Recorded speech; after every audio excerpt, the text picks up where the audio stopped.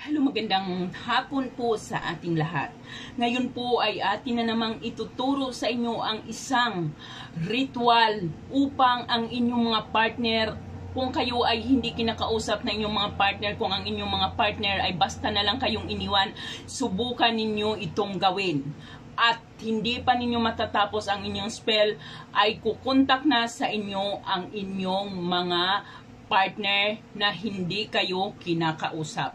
Yung mga partner nyo na kahit anong gagawin, pakiusap sa kanila na bigyan ka ng kaunting panahon, ay talagang parang bingi na at hindi na kayo pinapansin. Ito po ang inyong susubukan. Ngayon ang ating ituturo sa inyo. Ang kailangan po natin dito ay buong tiwala. Siyempre, kailangan natin yun, ang tiwala. Kailangan natin 100% tiwala sa ating ginagawa at ang pagsunod sa lahat ng ating instruction na ating ituturo sa inyo. Ayan po. Kailangan humanap ka ng tahimik na lugar. Kailangan ay walang ibang maaaring makakaisturbo sa iyo habang ginagawa mo ito. Ito ay maaari nating gawin ngayong araw ng Sabado ng tanghali. So tanghali, ibig sabihin alas 12 ng tanghali. Pwede natin itong gawin sa araw ng Sabado or kaya naman ay sa araw po ng Lunes. Okay? Narito po ang ating kailangan. Kailangan lamang natin ng dahon ng laurel, bulpin, pulang panulat, dapat pula po ito, at kandila na kulay pink. Ngayon po kung wala kayong kulay pink, ay maaari din gamitin ang pula. Yun po lamang ang maaaring gamitin. Pink or pula, pwede po yung gamit na. Hindi po pwedeng ibang kulay, kundi pink or pula po lamang. At kailangan din natin ito, ang pwedeng ganito, pwedeng mangkok, o pwede pong plato. Ngayon, pag nandyan na po ang ating kailangan, pulang ballpen, pula pong ballpen, pula or pink na kandila, at kung wala po kayong dahon ng laurel, pero imposible pong wala kayong dahon ng laurel. Ngayon kung wala po kayong mahanap ng dahon ng laurel, ay pwede po tayong gumamit ng sariwang kulay green na dahon. Kulay green na dahon yung sariwang sariwa. Okay, pero mas mainam po kung mayroon tayong dahon ng laurel. Okay.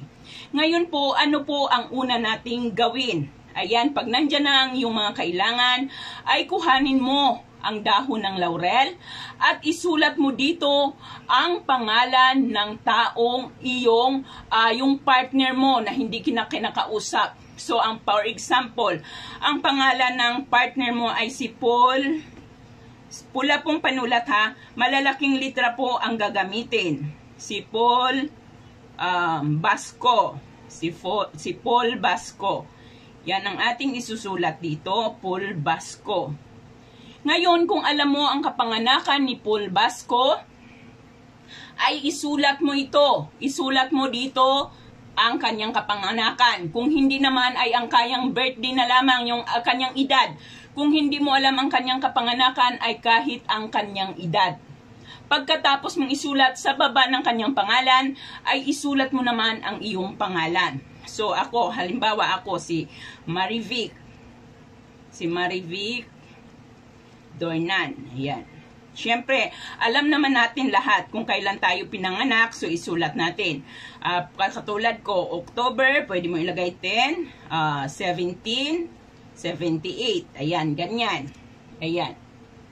Pagkatapos, kung kilala mo, kung alam mo na may third party sa inyong relasyon or ang inyong mga nang iwan sa inyo ay mayroon ng kinalulukuhan, yung inyong mga asawa ay mayroong kinalulukuhan, halimbawa mayroong kulasisi, ilagay mo dito sa likod. Ilagay mo sa likod ang pangalan nito. Ngunit kung wala naman ay wala ka nang ilalagay dito sa likod na ito, kundi ito na lamang ang inyong pangalan dito sa harap, yung isinulat mo ang iyong pangalan. Ngayon, pagkatapos mo na itong maisulat, tapos na natin itong maisulat, ay sindihan mo ngayon ang kandila gamit po ang posporo. Posporo po ang ating gagamitin. Sindihan mo ang kulay pink o kulay pula na kandila. Sindihan mo ang kulay pink o kulay pula na kandila. Habang sinisindihan mo ito, habang sinusunog mo ito, ay tiyakin mo na ang abo nito ay masasalo mo dito sa mangkok man o sa plato. Okay? Kailangan po walang matatapon sa abo. Kailangan masasalo lahat nito ang abo ng ating dahon. Habang sinusunog mo ito, ay bigkasin mo ang salitang ito hanggang sa ang ito ay tuluyan ng maabo ng lubos. Kailangan ay buong-buo itong maabo. Ayan. Habang sinusunog mo ito, ay banggitin mo ang salitang ito na aking ilalagay mamaya sa ating description box. Narito po ang ating salitain, ang ating sasabihin habang sinusunog natin ang dahon ng laurel o ang dahon na kulay green. Okay. Habang sinusunog, sabihin mo ito. Fa, ini, ben, nora, paiyatan, men. Isusulat ko rin po ito sa description box mamaya. Fa, ene, ben, nora, paiyatan, men. Ayan po ang ating isusulat mamaya sa ating description box para mas maunawaan. Ngayon, i-spellingin ko din po para sa inyo. Fa, ibig sabihin, F-A, N-E-I-N-N-E,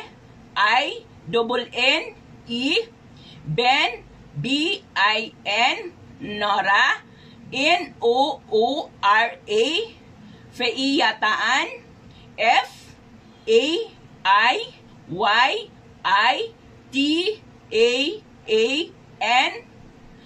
Men, M-E-E-N. Yan po. Faene, ben, nora, paiyataan, men. Ayan. Paulit-ulit mo yang bigkasin hanggang sa ito ay tuluyang maabo ng buong buo. Yung buong buo na itong naabo, lahat na ito ay abong-abo na. Kailangan walang matapon ng kahit alinman sa abo, kundi nasalo ninyo ito.